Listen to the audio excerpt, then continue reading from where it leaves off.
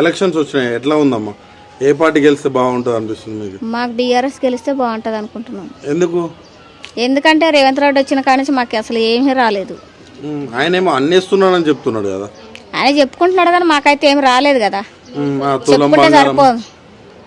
తులం లేదు కదా, కనీసం మాకు డ్రైనేజీ లేదు. నేను గెలిచే చేపిస్తాను డ్రైనేజీ లేదు. ఏవేవో పథకాలు పెట్టాడు, ఆ పథకాలు రాలేదు. మాకు గ్యాస్కి అవి 2500 అన్నాడు, అవి లేదు, ఏమీ లేదు మాకు. 2500 మీకు ఇస్తలేడా?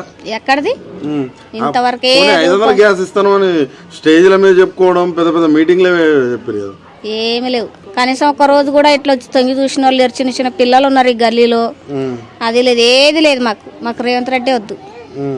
అంటే ఇప్పుడు నవీన్ యాదవ్ ఇక్కడ నిలబడుతున్నాడు, మేము ఆయనకి వెయ్యం. ఎందుకట్లా? మేము వెయ్యము. ఆయన ఎవరో మాకు తెలియదు ఇంతవరకు. అయితే ఆయన ఎవరో కూడా తెలియదా మీకు?